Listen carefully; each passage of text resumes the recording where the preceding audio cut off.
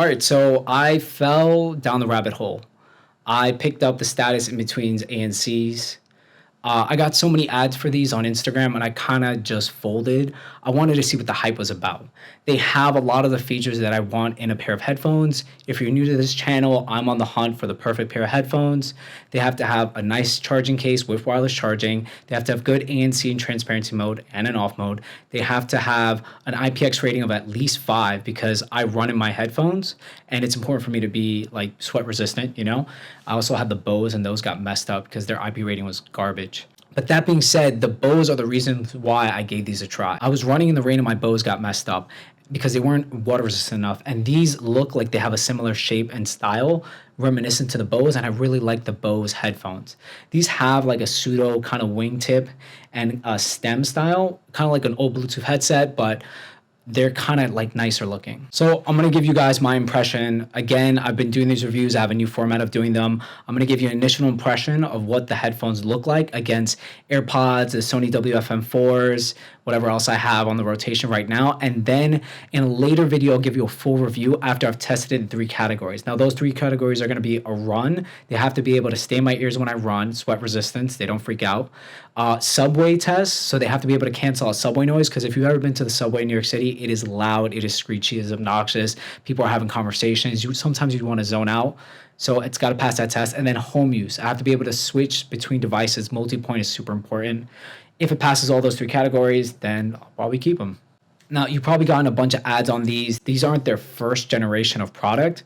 They have another one that doesn't have ANC. This is their ANC version.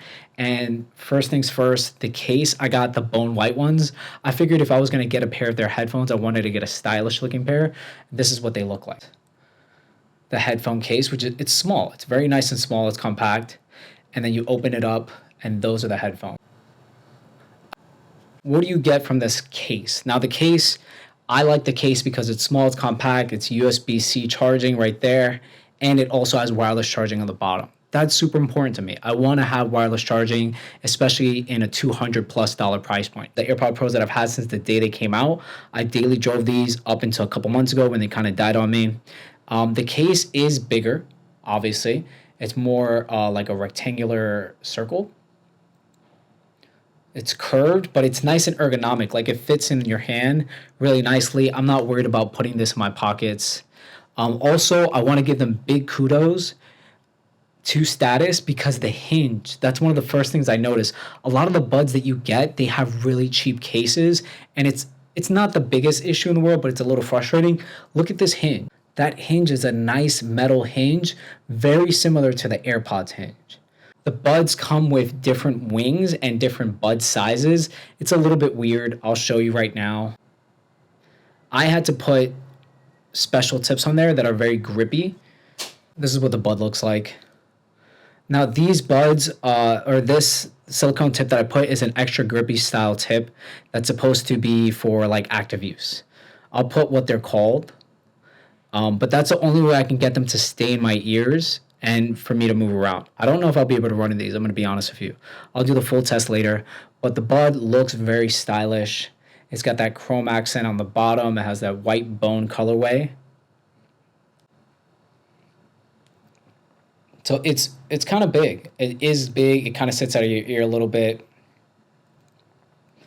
It's a noticeable bud. The bud has some sex appeal to it, I'm not going to lie. Here it is against the Sony WX100 Mark IVs. This bud obviously is one of the bigger buds that you can get thickness-wise. It is a chunky, like truffle-style bud. And it really depends how you want this to distribute the weight in your ear. The stem seems like it's a good function because there's less weight, but because they kind of like jut out, they're not the best for jumping around. The XM4s have stayed in my ears when I've gone on a run. They've 1000% stayed in my ears. I also had to put a different silicone tip in there as well. These I'm not too sure about. See if I can give you a better perspective. Maybe that's good.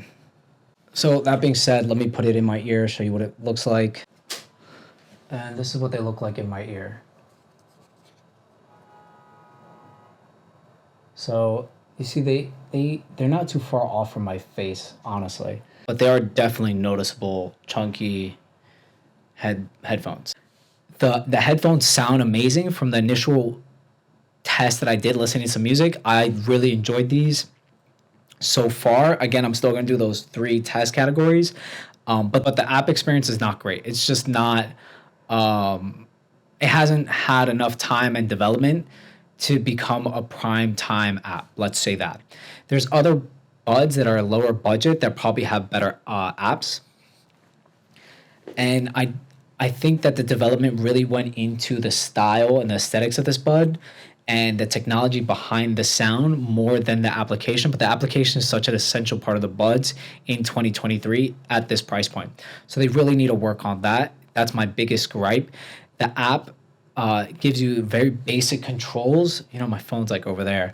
I'll show you screenshots of how basic the app is. It's not that it doesn't give you enough controls. It's just not a very intuitive, user-friendly app compared to some of the bigger brands like Sony and Bose. And again, they have to make a profit somewhere, but I feel like some of the changes to the apps that can be made are very rudimentary just to give you a more polished experience. Like simple things like the graphic of the headphones that you're using, it doesn't show you the color that you have, which might be a gimmicky thing, but I definitely think that they can do it. It's probably just like a firmware thing. Even if you can select it yourself, I mean, that'd be fine. Real quick, these headphones, the sound is good, the design is nice, the case is nice, initial impression wise. It has a 3 charging indicator right there on the battery, so it shows you how much battery life you have. Probably hard to tell because case is white light. Just a heads up though, there's white noise in the transparency mode. Now, I've had other buds that have white noise in the transparency mode. I wasn't crazy about it. Like, it was so bad it made me return it. This one isn't too bad. It's a little distracting, and I'm pretty sure it's something they can fix in the firmware in the future. That being said, you really shouldn't buy a product because you want it to be better in the future. It's kind of like dating somebody thinking you can fix them. It's like you might spend a lot of time and energy and then you lose focus on what you actually enjoy, like the music and the sound quality. That being said, if you don't like buds that have white noise and the noise cancellation or the transparency mode, these might not be the best for you. My review for these is probably going to come out shortly. It's not going to take me a long time to review these, so just stay tuned. And if there's another pair of premium buds that you guys are interested in me testing in those 3 categories, just comment below, let me know. So stay tuned for the next video where I buy more expensive headphones that I don't need to test out for you guys.